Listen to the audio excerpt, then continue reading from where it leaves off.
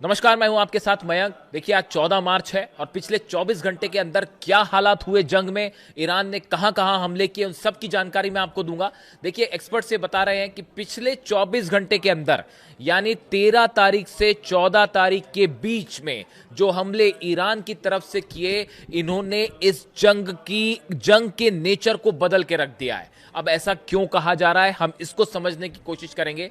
आप देखिए, पिछले चंद घंटों के अंदर हमले कहां कहां हुए। आप अगर दुबई की बात करें तो दुबई में एक सवाल तो मुझसे बार बार पूछा गया कि मयंक जी, क्या बुर्ज खलीफा खतरे में है? खतरे में तो होगा ही। खतरे में अमेरिका है, खतरे में इजराइल है, खतरे में फ्रांस है, खतरे में इटली है, खतरे में वो सब अरब के देश हैं जो कि इस पूरे मामले में जब हमला हुआ ईरान पे, तो जो अमेरिकन बेसिस के साथ, अमेरिकन फोर्सेस के साथ थे, वो सब खतरे में हैं। जब सुप्रीम लीडर पर हमला किया था उसके पहले ये सोचना चाहिए था बात। अक्सर मैं ये बात कहता हूं। तो देखिए, कल जो हमला हुआ दुबई में फाइनेंशियल सेंटर के पास, जो हमला हुआ, इसके बेहद करीब है बुर्ज खलीफा।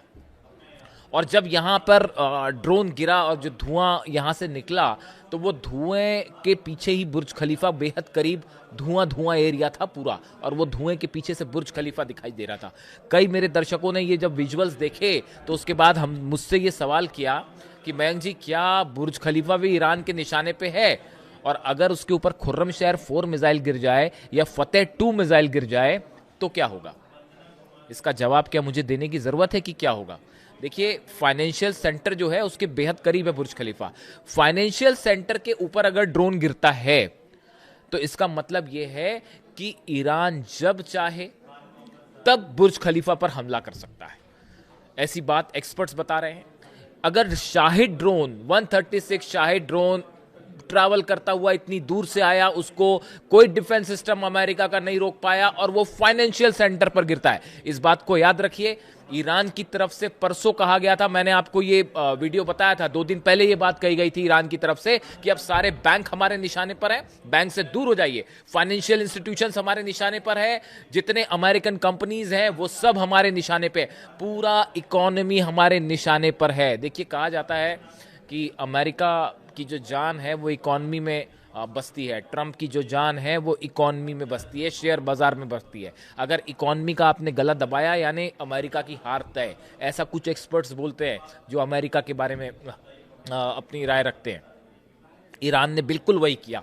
ये जो हमले हो रहे हैं, आप देखिए दुबई पे, जो मैं कहना चाह रहा हूं आपसे, फाइनेंशियल सेंटर पे हमला क्यों हुआ?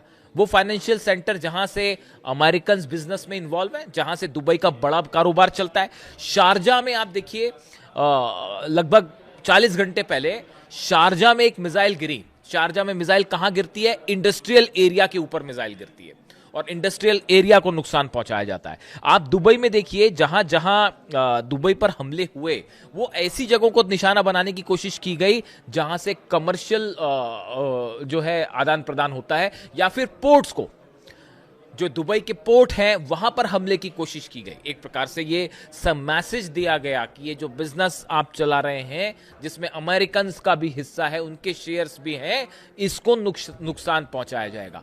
यानी ये जंग, अब देखिए, जंग के 2 नेचर चल रहे हैं, 2 तरह की जंग हो रही। एक तो वो इजराइल पे जो हमले हो रहे हैं, वो इजराइल को गाजा बना के मानेंगे।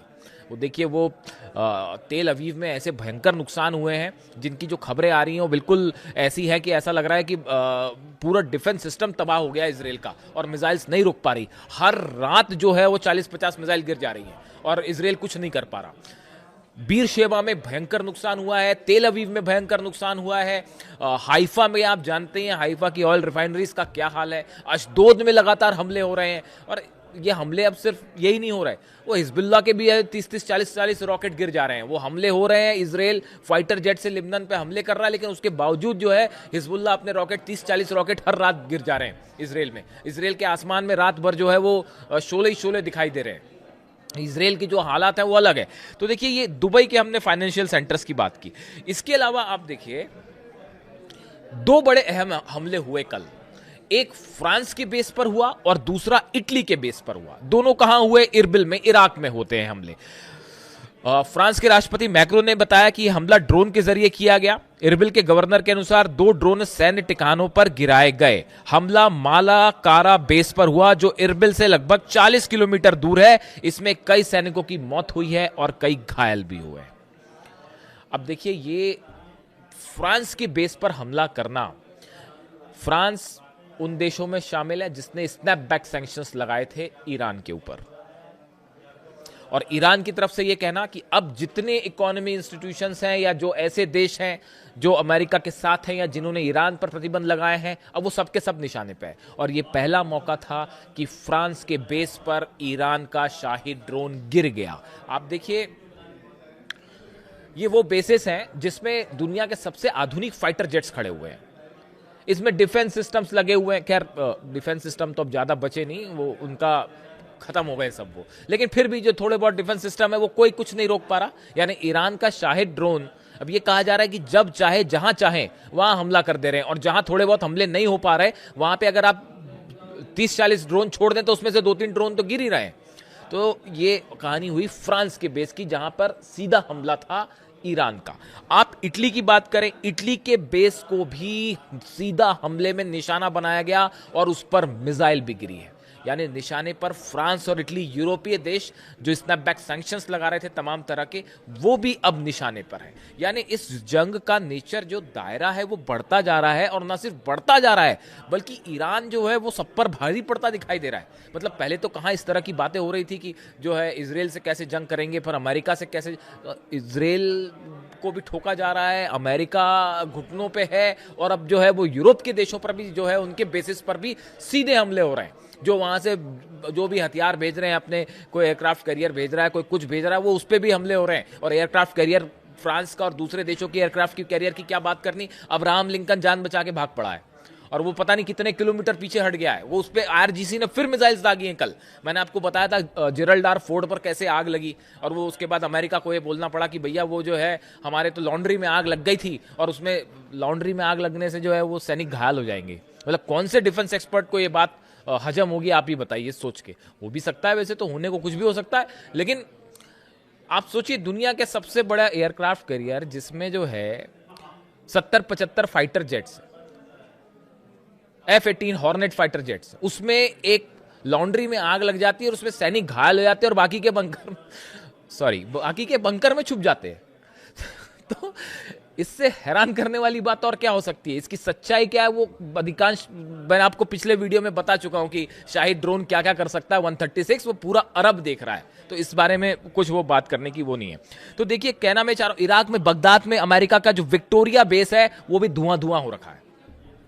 तो अब आप देखिए कि हो क्या रहा है। असल में हुआ ये, देखिए 2 चीजों की मैं चर्चा करना चाहूंगा। एक तो नए सुप्रीम लीडर का जो मैसेज आया, क्या आपने ये बात को नोट किया कि नए सुप्रीम लीडर का जैसे ही मैसेज आया परसों रात को बाहर, उसके बाद से ईरान के हमले और पैने हो गए हैं और तीखे हो गए हैं, और अब दायरा उसका बढ़ के फ्रांस, इटली के पास पहुंच गया है, और इकोनॉमिक इंस्टीट्यूशंस पे तेजी से हमले हो रहे हैं। ऐसी जगह पर हमले हो रहे हैं जो कि अर्थव्यवस्था को रोक दे, यानी कि युद्ध को लंबा खींचना और अमेरिका को बड़ा नुकसान, अमेरिका घुटनों पे ज्यादा अगर इकोनॉमी आपने रोक दी तो। यानी अब देखिए, बुर्ज खलीफा की जो बात है, बार बार ये सवाल हुए, कुछ तो वीडियो भी वायरल हुए, वो एआई वीडियोस थे, लेकिन आप इस बात को सोचिए कि जो है, हो सकता है ईरान उसको निशाना ना भी बनाए बुर्ज खलीफा को, वो ईरान का फैसला होगा, ईरान की सेना का फैसला होगा, लेकिन जब चंद मीटर की दूरी पर शायद 136 ड्रोन गिर सकता है, तो आप सोचिए कि तेल अवीव में जो हाल हो रहा है, हजार किलो के जो वॉरहेड्स के साथ जो गड्ढे हो जा रहे हैं जमीन में सैकड़ों फीट के, अगर वैसी ही एक मिसाइल बुर्ज खलीफा की तरफ चल पड़ी तो फिर क्या होगा? कैसे उसको रोक पाएंगे? सब देशों के डिफेंस सिस्टम बुरी तरह से, या तो मिसाइल्स खत्म हो रही हैं, रोकना मुश्किल हो जा रहा है, और इतनी ज्यादा मिसाइल्स और ड्रोन्स फायर हो रहे हैं लगातार, और ये बिना रोक के बेलगाम हमले हो रहे हैं। और खासकर इस मैसेज के बाद जो नए सुप्रीम लीडर की तरफ से कहा गया है कि जब तक अली खामेनी साहब की शहादत का बदला नहीं लिया जाता, ये जंग नहीं रुकेगी, स्ट्रेट ऑफ हॉर्मुज बंद रहेगा। यानी आप देखिए, पिछले ये जो नई स्पीच आई सामने नए सुप्रीम लीडर की, उनके बाद उसके बाद से इस जंग का नेचर अब तेजी से इकोनॉमिक होता जा रहा है और ऐसा लग रहा है कि अब ये बैंक्स निशाना है, फाइनेंशियल इंस्टीट्यूशंस निशाना है, इंडस्ट्रियल एरिया निशाना है, फ्रांस और इटली, यानी इसका दायरा बढ़ गया है। और हैरानी की बात नहीं होनी चाहिए, मेरे पास एक फोन आया मेरे दर्शक का ऑस्ट्रेलिया से।